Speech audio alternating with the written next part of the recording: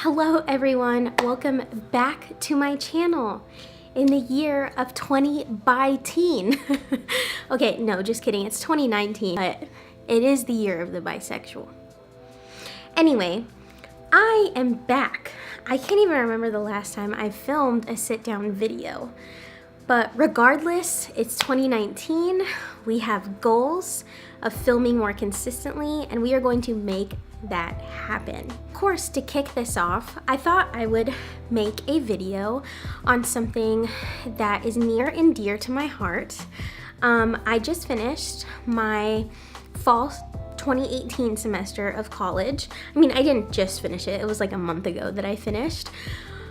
But regardless, I am now officially a junior in undergrad, and I thought that would maybe make me qualified enough to talk to you very deeply and seriously about becoming a sociology major.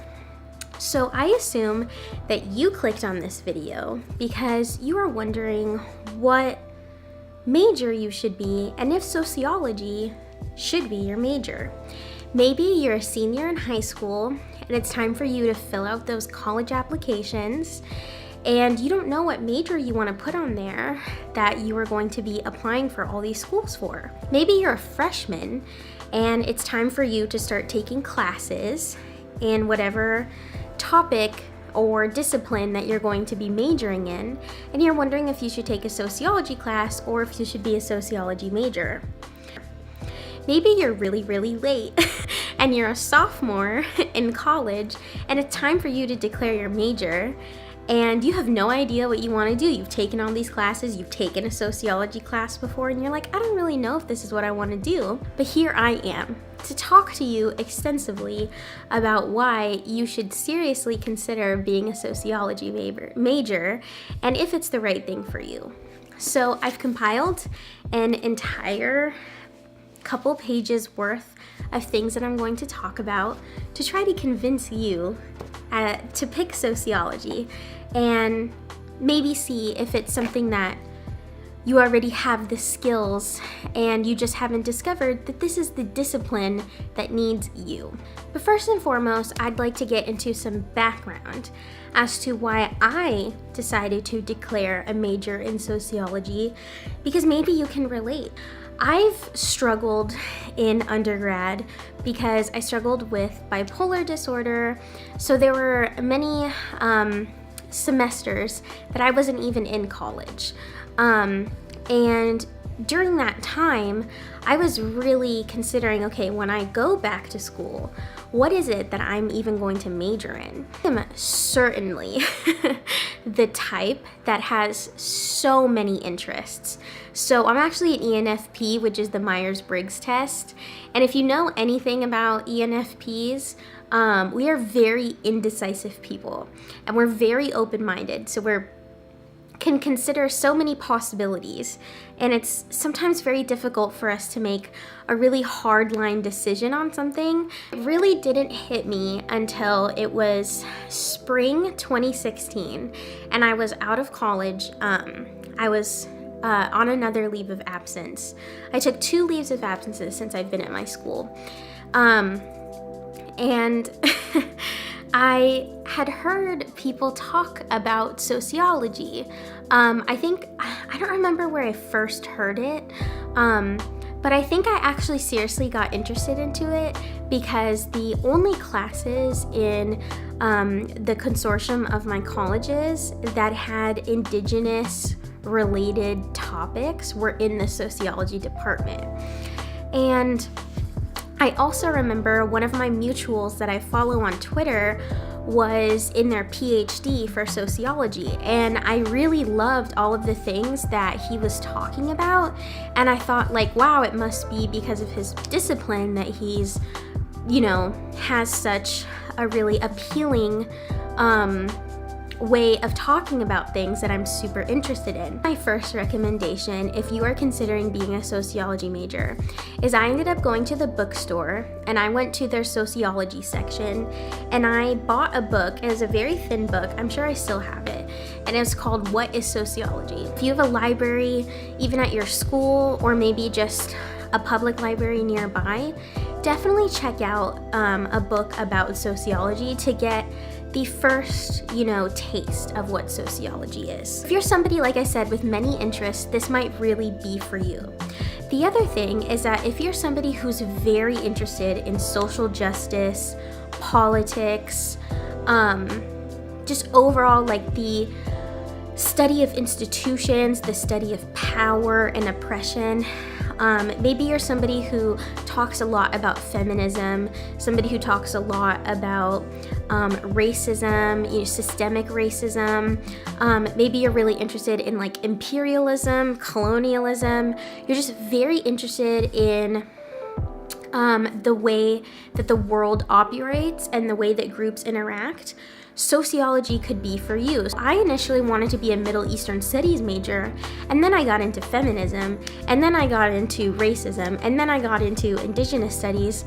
And what's really cool about sociology is that there is room for all of those in sociology, rather than concentrating in a very specific topic, which you certainly can when you're taking sociology, but you might find, I was really interested, for example, in Middle Eastern Studies in 2015, but nowadays I'm not so interested in that topic. I find myself definitely more interested in colonialism and Indigenous Studies. But what's really great is that if I happen to spark interest in those things again, sociology is a very relatable field that I can apply to so many different topics. Another thing that you might consider is that you are somebody that does really like science, but it's a little too intimidating. You're not really into the traditional sciences like biology, chemistry, physics, all the STEM majors. Maybe they're a little intimidating to you, but you really like the scientific method and you really like experimenting or, using a scientific lens in whatever discipline you're in. Well, sociology is perfect for you because it's a mix of the humanities and the sciences because it's a social science.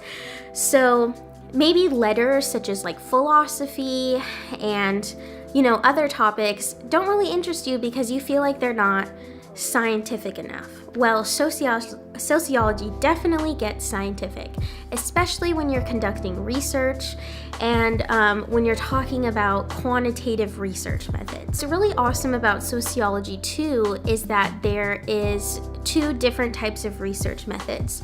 So you have qualitative research methods and you have quantitative research methods. Now, I would say that there is a lot of misinformation and miseducation out there about the differences between qualitative and quantitative, and I'd like to say that I can talk about this because I've taken both quantitative and both qualitative research methods.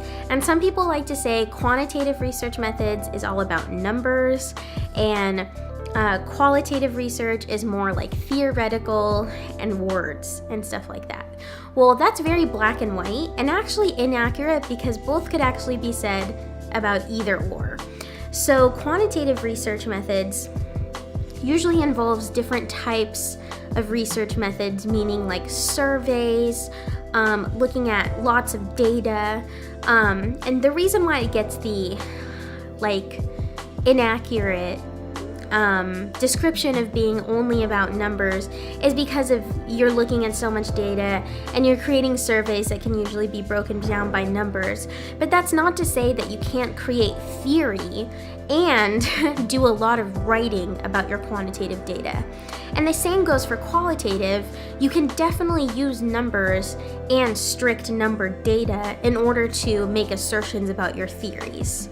So I think there's something in both that you could really enjoy, but definitely you will find that there is a difference in the research methods, and you will find that some sociologists have chosen to do mostly quantitative and other sociologists have only done strictly qualitative. But that's not to say that you're never going to be encountering both of them when you embark on your studies.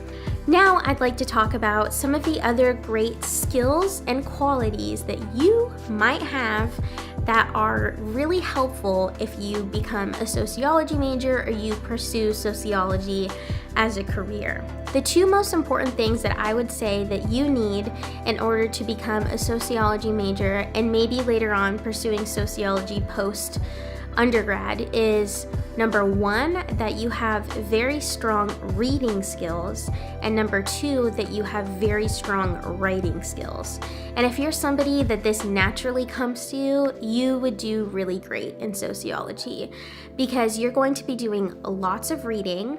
I would say the average of amount of pages that I read for sociology every week, meaning like the average study is at least 25 pages long.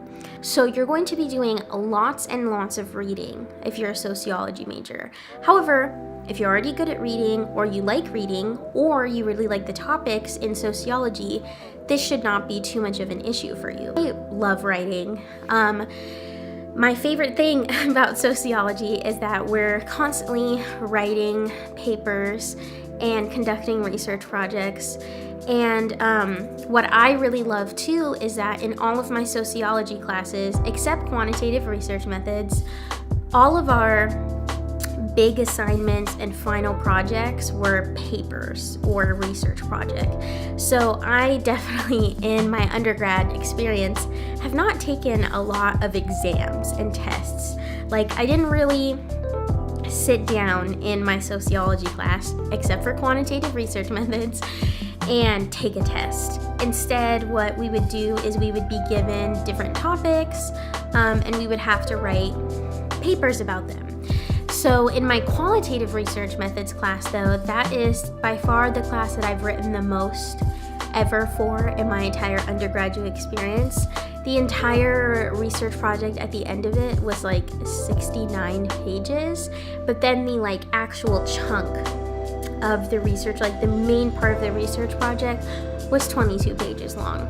So you are definitely going to be doing lots of writing if you're a sociology major. The other skills and qualities about you that will be really helpful for sociology is if you're very open-minded, because what you're going to experience in sociology is that you are going to be talking a lot about oppression, power dynamics, people that are disadvantaged, people that are very different from you, that, experiences that you've never experienced, that are going to be speaking about what it's like to live in their shoes and interact with the world.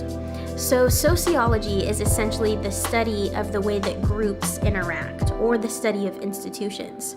So you might wonder, like, what's the difference from psychology? Well, psychology is definitely more of the study of the individual behavior, whereas sociology is of group behavior. So it's really important that you're open-minded, because in all of my classes in sociology, we are constantly talking about racism, sexism, ableism, transphobia, imperialism, colonialism, all these different systems of unequal power that put certain groups at a disadvantage, and how that affects them and how that affects their behavior. So it's super vital that you're open-minded, or that you're already somebody who's very well versed and comfortable talking about these really difficult topics about how groups experience oppression. So the other thing that's really important in sociology is being comfortable with studying people, other people, individuals. Now, this goes for either if you're going to do the quantitative or qualitative route. And with the quantitative route, you're probably going to be sitting down or finding people to take surveys. So you must be comfortable reading their data. If you're qualitative and you're probably doing field work, you must be comfortable like sitting among a group and literally studying them and their behavior that you can write in your notes for your research project. If that sounds really uncomfortable for you and something that you're like, I don't really want to be studying other people because that sounds awkward, then this might not be for you. But let me just say, it's not awkward. Most of the time, you can be definitely like undercover in a way, so nobody knows that you're conducting research, or sometimes people do know, and a lot of the times they are very comfortable with it because they know that it's for your project or for your job. Okay, the final thing that's really important for being a sociology major is that you like spending time working a long period of time and working very hard on a big project, because you're definitely going to encounter a big research project in your sociology studies. And maybe you're at a college where they expect you to do a thesis, which they do at mine. So you must definitely be comfortable being able to exert a lot of energy on one big project that you're going to be studying. Now I'd like to talk about the benefits of being a sociology major and pursuing sociology in the future. So if you are somebody who wants to make a difference in the world, since you were younger, or even now, you realized, I have the power to make an impact and to change the way that society functions as a whole, then you would love sociology, because it is definitely learning about and being very questioning of the things that we've been taught all our lives, and wondering, how can we shift this way of thinking and this behavior in order to change the world for a better? Then sociology is perfect for you, and that's a major benefit. If you're somebody who you realize, you know what, I just want to do a major where I'm going to make a lot of money and that's what will make me happy, sociology is not for you, because you're probably not going to be making a lot of money if you pursue becoming a sociologist.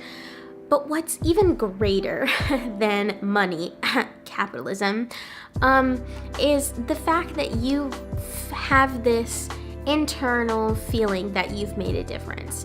And money cannot buy that. No matter how much money you try to spend, if you're not actively doing something that makes a difference in people's lives, you're going to fall short-handed at the end of your life. So the other benefit about becoming a sociology major is that it is a very unique discipline for so many different jobs and different avenues that you want to take after undergrad. So maybe you don't want to pursue becoming a sociologist or a master's in sociology or social work. Maybe you want to go into law. Well, you can really differentiate yourself from all of the other government majors, pre-law majors, and what have you by showing, hey, I majored in sociology and it's very related to this field, and it gives me a very unique lens on how I'm going to approach my time in law school. And finally, I would say one of the biggest, most rewarding things about being a sociology major and pursuing sociology is that you become way more involved and way more conscious of your own community and the world. Because as a sociology major, you cannot just sit by and not look at the news and not look at what's going on in politics and what's going on in, your own community where people are protesting or trying to make local government change, or just trying to get their voices heard. You definitely become somebody who's far more involved in the things around you, rather than, some other disciplines that you can very easily just walk throughout the world having no care with what other people are going through. So if you're an empath, you're somebody who's very empathetic and you like to know what's going on in the world, sociology would be really great for you. That is all of the things that I have to say that you should consider if you are exploring becoming a sociology major. And if you have any questions for me about school, even more related to sociology, undergrad in general, postgrad, which I still have no idea what I'm doing. I'm definitely looking into so many things for postgrad. But even if you want to chat about that, I didn't want to talk about that too much in this video because it's definitely more about undergrad. But if you have any questions, please leave them in the comments down below. Also, make sure to give this video a thumbs up because it's very helpful for engagement and getting your videos seen in other parts of the YouTube sphere. But thank you so much for watching. Hakup thank you for coming and watching my channel, and I will see you in my next video. Bye!